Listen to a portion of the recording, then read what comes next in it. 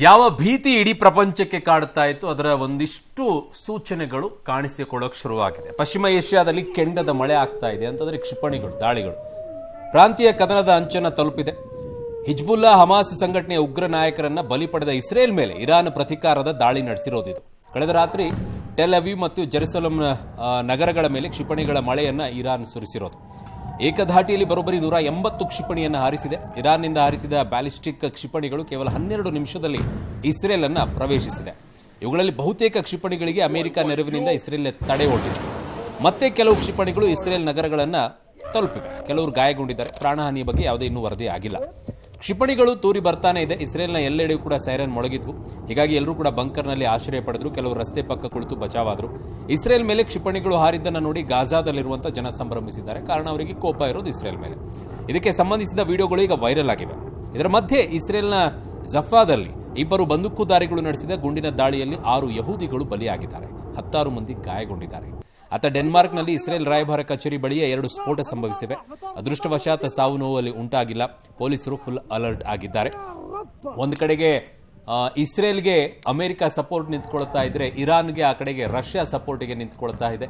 ಹಾಗಾಗಿ ಇದು ಇನ್ಯಾವ ಸ್ವರೂಪವನ್ನ ಪಡೆದುಕೊಳ್ಳುತ್ತೋ ಗೊತ್ತಿಲ್ಲ. ಎರಡೇ ದೇಶಗಳಲ್ಲೇ ಇದು ಅಲ್ಲಿಗೆ ನಿಂತ್ಕೊಂಡ್ರೆ ಓಕೆ, ಬಟ್ ಇನ್ನೊಂದು ಹಂತಕ್ಕೆ ಹೋಗೋ ಪರಿಸ್ಥಿತಿ ಆಗ್ಬಿಟ್ರೆ ಪರಿಣಾಮಗಳು ಇಸ್ರೇಲ್ ಇರಾನ್ನಿಂದಾಗಿ ಪ್ರಪಂಚದ ಹಲವು ಕಡೆಗಳಲ್ಲಿ ತೈಲದ ಎಫೆಕ್ಟ್ ಮಾತ್ರ ಭಾರಿ ಬೀಳುತ್ತೆ. ಹಣದುಬ್ಬರದ ಮೇಲೆ ಪರಿಣಾಮಗಳು ಮಾತ್ರ ಭಾರಿ ಬೀಳುತ್ತೆ. ಮಧ್ಯಪ್ರಾಚ್ಯದ ಈ ಬೆಳವಣಿಗೆಯಿಂದಾಗಿ ಇಡೀ ಜಗತ್ತೇ ಬೆಚ್ಚಿ ಬಿದ್ದಿದೆ. ಇರಾನ್ ದಾಳಿಯಿಂದ ಇಸ್ರೇಲ್ ಜೊತೆ ಅಮೆರಿಕ ಕೆರಳಿದೆ.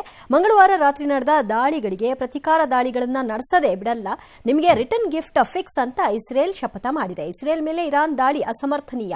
ಇರಾನ್ ವಿರುದ್ಧ ತಮ್ಮ ಪ್ರಯೋಜನಗಳನ್ನು ಕಾಪಾಡಿಕೊಳ್ಳುವ ಅಮೆರಿಕ ಹಿಂಜರಿಯಲ್ಲ ಅಂತ ಅಮೆರಿಕ ಎಚ್ಚರಿಕೆ ಕೊಟ್ಟಿದೆ. ಈ ಮೂಲಕ ಇಸ್ರೇಲ್ ಪರವಾಗಿ ಕದನಕ್ಕೆ ಇಳಿಯುವ ಮುನ್ಸೂಚನೆಯನ್ನ ಅಮೆರಿಕ ಕೊಟ್ಟಿದೆ. ಆದರೆ ಇದಕ್ಕೆಲ್ಲ ಇರಾನ್ ಡೋಂಟ್ ಕೇರ್ ಎಂದಿದ್ದು, ನಾವೀಗ ದಾಳಿ ನಿಲ್ಲಿಸಿದ್ದೀವಿ, ಇರಾನ್ ಜೊತೆ ಯುದ್ಧವನ್ನ ನಾವು ವಿರೋಧಿಸ್ತೀವಿ ಅಂತ ನೆತನ್ಯಾಹು ಸರ್ಕಾರಕ್ಕೆ ತಿಳಿ ಹೇಳಿ ಅಂತ ಇಸ್ರೇಲ್ ಪ್ರಜೆಗಳಿಗೆ ಇರಾನ್ ಸಲಹೆ ಕೊಟ್ಟಿದೆ. ಯುದ್ಧ ಮಾಡಬೇಕು ಅಂತ ನಾವೇನಿಲ್ಲ, ನಮ್ಮವರನ್ನ ರಕ್ಷಿಸಿಕೊಳ್ಳಲು, ನಮ್ಮ ಹಿತ ಕಾಪಾಡಿಕೊಳ್ಳಲು ಈ ದಾಳಿ ನಡೆಸಿದ್ದೀವಿ. ಆದರೆ ನಮ್ಮ ಮೇಲೆ ಮತ್ತೆ ದಾಳಿಗೆ ಮುಂದಾದ್ರೆ ನಾವು ಇದಕ್ಕಿಂತ ಭೀಕರ ದಾಳಿ ನಡೆಸೋದಂತೂ ನಿಶ್ಚಿತ. ನಮ್ಮ ಜೊತೆ ಕದನಕ್ಕೆ ಇಳಿಬೇಡಿ ಅಂತ ಇರಾನ್ ಅಧ್ಯಕ್ಷ ಮಸೂದ್ ಪೆಜೆಸ್ಕಿಯಾನ್ ಎಚ್ಚರಿಕೆ ಕೊಟ್ಟಿದ್ದಾರೆ. ಅಲ್ಲದೆ ನಮ್ಮ ವಿಚಾರದಲ್ಲಿ ಮೂಗು ತೂರಿಸಬೇಡಿ ಅಂತ ಅಮೆರಿಕಾಗೆ ವಾರ್ನಿಂಗ್ ಕೊಟ್ಟಿದ್ದಾರೆ. ಇಂದು ವಿಶ್ವಸಂಸ್ಥೆಯ ಭದ್ರತಾ ಮಂಡಳಿ ತುರ್ತು ಸಭೆಯನ್ನು ನಡೆಸಿದೆ. ಮತ್ತೊಂದು ಕಡೆಗೆ ಏನಾಗಿದೆ ಅಂದ್ರೆ, ಲೆಬನಾನ್ ಗಡಿಯೊಳಗೆ ನುಗ್ಗಿ ಇಸ್ರೇಲ್ ಸೀಮಿತ ದಾಳಿಗಳನ್ನು ಮುಂದುವರೆಸಿದೆ. ಮುಖ್ಯವಾಗಿ ಗಡಿ ಭಾಗದ ಗ್ರಾಮಗಳ ಮೇಲೆ ಅಟ್ಯಾಕ್ ಅನ್ನು ಮಾಡ್ತಾ ಇದೆ. ಹಿಜ್ಬುಲ್ಲಾ ಉಗ್ರರ 100 ಶಿಬಿರಗಳನ್ನು ನಾಶ ಮಾಡಿದೆ. ಈ ಮೂಲಕ ಕಾಂಕರ್ ದಿ ಗಲೀಲಿ ಆಪರೇಷನ್ ವಿಫಲಗೊಳಿಸಿದೆ. ಹಿಜ್ಬುಲ್ಲಾ ಸಂಘಟನೆಯ ರಂಧ್ವಾನ್ ಫೋರ್ಸ್ ಅನ್ನು ಇಲ್ಲವಾಗಿಸಿದೆ. ಇದಕ್ಕಾಗಿ ಇಸ್ರೇಲ್ 200 ರಾತ್ರಿಗಳಲ್ಲಿ 70 ಸೀಕ್ರೆಟ್ ಆಪರೇಷನ್ಗಳನ್ನು ಮೊಸಾದ್ ನಿರ್ವಹಿಸಿರೋದು. ನಮ್ಮಲ್ಲಿ ರಾ ಹೇಗಿದೆ ಅಲ್ಲಿ ಹಾಗೆ. ಇದೀಗ ಇಸ್ರೇಲ್ ಮುಂದಿನ ಟಾರ್ಗೆಟ್ ಇರಾನ್ನ ಸರ್ವೋಚ್ಚ ನಾಯಕ ಅಯತೊಲ್ಲಾ ಖಮೇನಿ ಅಂತ ಹೇಳಲಾಗ್ತಾ ಇದೆ. ಇದಕ್ಕೆ ಪೂರಕವಾಗಿ ನಿರಂಕುಶ ಆಡಳಿತ ಕೊನೆಗಾಣಿಸುವ ಹೇಳಿಕೆಯನ್ನು ನಿನ್ನೆಯಷ್ಟೇ ಇಸ್ರೇಲ್ನ ಪ್ರಧಾನಿ ನೇತನ್ಯಾಹು ನೀಡಿದ್ರು. ಇದರಿಂದ ಎಚ್ಚೆತ್ತ ಇರಾನ್ ಖಮೇನಿಯನ್ನ ಗೌಪ್ಯ ಸ್ಥಳದಲ್ಲಿ ಇರಿಸಿದೆ ಎನ್ನಲಾಗಿದೆ. ಮಧ್ಯಪ್ರಾಚ್ಯದಲ್ಲಿ ಯುದ್ಧದ ಕಾರಣ ಕಚ್ಚಾ ತೈಲ ದರ ದಿಢೀರ್ ಹೆಚ್ಚಿದೆ. ಮುಂದಿನ ದಿನಗಳಲ್ಲಿ ತೈಲ ಇನ್ನಷ್ಟು ದುಬಾರಿ ಆಗಲಿದೆ. ನಿನ್ನೆ ರಾತ್ರಿಯೇ ಇರಾನ್ ಪೆಟ್ರೋಲ್ ಬಂಕ್ಗಳ ಮುಂದೆ ವಾಹನಗಳ ದೊಡ್ಡ ಸಾಲು ಕೂಡ ಕಂಡು ಬಂದಿವೆ.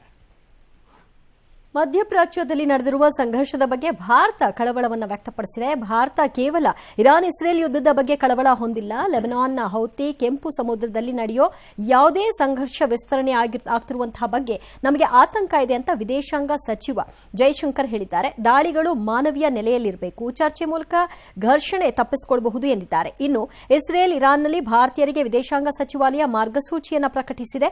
ಎಲ್ಲರೂ ಎಚ್ಚರಿಕೆಯಿಂದ ಇರಬೇಕು, ಅನಗತ್ಯವಾಗಿ ಹೊರಗೆ ಓಡಾಡಬೇಡಿ, ರಾಯಭಾರ ಕಚೇರಿ ಜೊತೆ ಸಂಪರ್ಕದಲ್ಲಿ ಇರಿ ಅಂತ ಸೂಚಿಸಿದೆ. ಈ ಮಧ್ಯೆ ನಿನ್ನೆ ರಾತ್ರಿ ಇರಾನ್ ಬ್ಯಾಲಿಸ್ಟಿಕ್ ಕ್ಷಿಪಣಿ ಹಾರಿಸಿದ ಸಂದರ್ಭದಲ್ಲಿ ಜುರಿಕ್ನಿಂದ ದುಬೈಗೆ ಬರ್ತಿದ್ದ ವಿಮಾನ ಇಸ್ತಾಂಬುಲ್ನಲ್ಲಿ ತುರ್ತು ಭೂಸ್ಪರ್ಶ ಮಾಡಿತ್ತು. ಕೆಲ ಗಂಟೆ ನಂತರ ಇದು ದುಬೈನತ್ತ ಹಾರಿತು. ಈ ವಿಮಾನದಲ್ಲಿ ಕನ್ನಡಿಗರು ಕೂಡ ಇದ್ರು. ನಾವು 3:25 ಹೊರಟು, ಬಟ್ ಇರಾನ್ ಮಿಸೈಲ್ಸ್ ಅಟ್ಯಾಕಿಂದ ಫ್ಲೈಟ್ ಬಂದು ನಾವು ದುಬೈಗೆ ಬಂದು ದುಬೈಯಿಂದ ಬೆಂಗಳೂರಿಗೆ ಬರಬೇಕಾಗಿತ್ತು. ಬಟ್ ಅನ್ಫಾರ್ಚುನೇಟ್ಲಿ ಫ್ಲೈಟ್ನ ಡೈವರ್ಟ್ ಮಾಡಿ ಇಸ್ತಾಂಬುಲ್ಗೆ ಬಂದಿದೆ. ಒಳಗಡೆನೇ ಇದ್ದೀವಿ, ನೀವು ಫ್ಲೈಟ್ ಒಳಗಡೆನೆ. ಎಲ್ಲರಿಗೂ ಟೆನ್ಷನ್ ಇದೆ, ಇಲ್ಲಿಂದ ಹೇಗೆ ನಮ್ಮನ್ನು ತಲುಪಿಸ್ತಾರೆ ಬೆಂಗಳೂರಿಗೆ ಅಂತ. ಕೇವಲ ತೈಲ ಬೆಲೆದ ಒಂದು ಕಡೆಗೆ ಎಫೆಕ್ಟ್ ಅಂತ ನಾವು ಹೇಳ್ಕೊಳ್ತಾ ಇದ್ದೀವಿ, ಬಟ್ ಇಂಪೋರ್ಟ್ಗಳ ಮೇಲೆಯೂ ಕೂಡ ಬಹಳ ಎಫೆಕ್ಟ್ ಆಗುತ್ತೆ. ಯಾವ್ಯಾವ ಏಟ್ಗಳನ್ನು ತಿನ್ನಬೇಕಾಗುತ್ತೋ ಗೊತ್ತಿಲ್ಲ. ಇದು ಹೀಗೆ ಮುಂದುವರೆದ್ರೆ ಅದಕ್ಕೆ ನಮ್ಮ ದೇಶ ಹೇಳ್ತಾ ಇರೋದು ಶಾಂತಿಯನ್ನು ಬಯಸಿ ಇದನ್ನು ಆದಷ್ಟು ಬೇಗ ನಿಲ್ಲಿಸಬೇಕು ಅಂತ ಹೇಳಿ. ಕಾರಣ ದೊಡ್ಡ ದೊಡ್ಡ ರಾಷ್ಟ್ರಗಳು ಇದನ್ನು ನಿಭಾಯಿಸೋಕ್ಕಾಗ್ಬಿಡುತ್ತೆ. ನಾವು ಈಗಷ್ಟೇ ಮೇಲೆ ಹೇಳ್ತಾ ಇರುವಂಥ ರಾಷ್ಟ್ರಗಳೇನಿದ್ದೇವೆ ಅಲಗಾಡ ಹೋಗ್ಬಿಡ್ತೀವಿ, ನಮಗೆ ಬಹಳ ಕಷ್ಟ ಆಗೋಗ್ಬಿಡುತ್ತೆ ಆರ್ಥಿಕವಾಗಿ, ಹಣದುಬ್ಬರದ ವಿಚಾರದಲ್ಲಿ. ಪಾಕಿಸ್ತಾನ ಅಂತೂ ಬಿಡಿ, ಅದು ಮುಗಿದೋಗೋದು ಕತೆ. ಹಿಂಗೇನಾದರೂ ಆಗ್ಬಿಟ್ರೆ ಮೊದಲೇ ಲೋ ಅಂತ ಏರಾಗಿದೆ. ಇಂಥ ಸಣ್ಣ ಸಣ್ಣ ದೇಶಗಳಲ್ಲಿ ಮಾತ್ರ ವಿಪರೀತವಾಗಿ ಏಟ್ಕೊಡುತ್ತೆ ಇದು ಮುಂದುವರೆದ್ರೆ.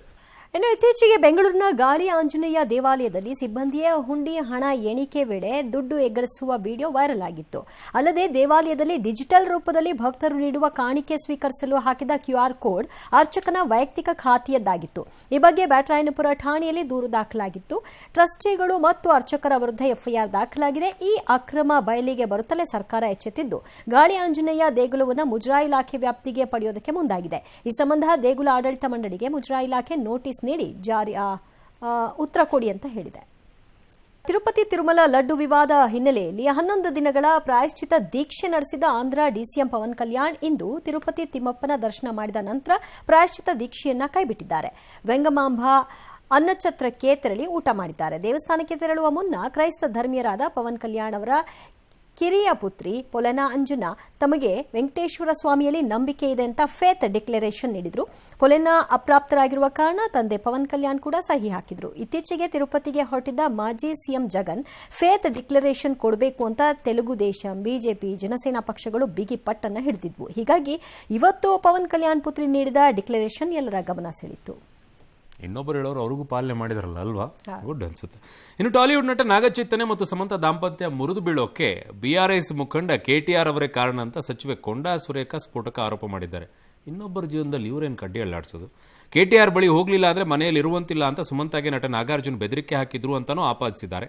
ಅಷ್ಟೇ ಅಲ್ಲ, ರಕುಲ್ ಪ್ರೀತ್ ಸಿಂಗ್ ಸೇರಿ ನಟಿಯರು ಬೇಗ ಮದುವೆ ಮಾಡಿಕೊಂಡು ಫೀಲ್ಡ್ ತೊರೆಯಲು ಕೂಡ KTR ಕೊಟ್ಟ ಟಾರ್ಚರ್ ಕಾರಣ ಅಂತ ಈಗ ಕೊಂಡಾ ಸುರೇಶ್ ಹೇಳಿರುವಂಥ ಆಡಿಯೋ ಸಿಕ್ಕಾಬಟ್ಟೆ ವೈರಲ್ ಆಗಿಬಿಟ್ಟಿದೆ. ಇದಕ್ಕೆ ನಟ ನಾಗಾರ್ಜುನ ತೀವ್ರ ಅಸಮಾಧಾನ ಹೊರಹಾಕಿದ್ದಾರೆ. ಸಚಿವೆ ಕೊಂಡಾ ಸುರೇಖ ಅವರ ಹೇಳಿಕೆಯನ್ನು ಖಂಡಿಸ್ತಾ ಇದ್ದೀನಿ. ರಾಜಕಾರಣದಿಂದ ದೂರ ಇರುವ ಸಿನಿ ಪ್ರಮುಖರನ್ನ ದಯಮಾಡಿ ನಿಮ್ಮ ಎದುರಾಳಿಗಳನ್ನು ಟೀಕೆ ಮಾಡೋಕೆ ಬಳಸ್ಕೊಳ್ಳೋಕೆ ಹೋಗ್ಬಿಡಿ. ದಯಮಾಡಿ ಇತರ ವೈಯಕ್ತಿಕ ವಿಷಯಗಳನ್ನು ಗೌರವಿಸಿ. ಜವಾಬ್ದಾರಿಯುತ ಸ್ಥಾನದಲ್ಲಿರುವ ನೀವು ಮಾಡಿರುವ ಆರೋಪಗಳು ಸಂಪೂರ್ಣ ಅಸಂಬದ್ಧ, ಸುಳ್ಳಿನಿಂದ ಕೂಡಿವೆ ಅಂತ ಹಿಂಪಡಿಬೇಕು ಅಂತ ನಾಗಾರ್ಜುನ ಆಗ್ರಹಿಸಿದ್ದಾರೆ. ಜೊತೆಗೆ ಸಮಂತ ಕೂಡ ಇದಕ್ಕೆ ಪ್ರತಿಕ್ರಿಯಿಸಿದ್ದಾರೆ. ನಾವಿಬ್ಬರು ಒಪ್ಪಿಗೆ ಮೇಲೆ ದೂರ ಆಗಿರೋದು, ಈ ರೀತಿ ಆರೋಪ ಎಲ್ಲ ಮಾಡಕ್ಕೆ ಹೋಗ್ಬೇಡಿ, ಮನಸ್ಸಿಗೆ ಘಾಸಿ ಆಗುತ್ತೆ ಅಂತ ಹೇಳಿದ್ದಾರೆ. ನಿಮ್ಮ ರಾಜಕೀಯಕ್ಕೆ ಅವ್ರನ್ನೇ ಯಾರೋ ಜೀವನ ಅದಕ್ಕೆ ಬಲಿ ಪಡ್ತೀರಾ? ಈ ಅಸಹ್ಯ ಅನಿಸುತ್ತಪ್ಪ ನಿಮ್ಮಂಥ ರಾಜಕಾರಣಿಗಳನ್ನು ನೋಡಿದ್ರೆ. ಇನ್ನು ರೇಣುಕಾಸ್ವಾಮಿ ಕೊಲೆ ಪ್ರಕರಣದ 3 ಆರೋಪಿಗಳು ಕೊನೆಗೂ ಜೈಲಿನಿಂದ ಬಿಡುಗಡೆಯಾಗಿದ್ದಾರೆ. ಜಾಮೀನು ದೊರೆತು 10 ದಿನ ಕಳೆದಿತ್ತು. ಶ್ಯೂರಿಟಿ ಕೊಡೋರು ಯಾರೂ ಇರಲಿಲ್ಲ. ಕುಟುಂಬಸ್ಥರು ಸಾಕಷ್ಟು ಪರದಾಡಿ ಹಣ ಹೊಂದಿಸೋದಕ್ಕೆ ಯಾರಾದರೂ ಹೆಲ್ಪ್ ಮಾಡಿ ಅಂತ ಕೋರಿದ್ರು. ಕೊನೆಗೆ ಅವರ ಪರ ವಕೀಲರು ಶ್ಯೂರಿಟಿದಾರನ್ನ ಹೊಂದಿಸಿಕೊಂಡು ಜಾಮೀನು ಷರತ್ತುಗಳನ್ನು ಪೂರೈಸಿದ್ದಾರೆ. ಹೀಗಾಗಿ ಇವತ್ತು ತುಮಕೂರು ಜೈಲಿನಿಂದ ಕಾರ್ತಿಕ್ ಕೇಶವಮೂರ್ತಿ, ನಿಖಿಲ್ ರಿಲೀಸ್ ಆಗಿದ್ದಾರೆ. ಆದರೆ ಇವರನ್ನ ಕರೆದುಕೊಂಡು ಹೋಗಲು ಕುಟುಂಬದ ಯಾರೊಬ್ಬರು ಕೂಡ ಜೈಲಿನತ್ತ ಬಂದಿರಲಿಲ್ಲ.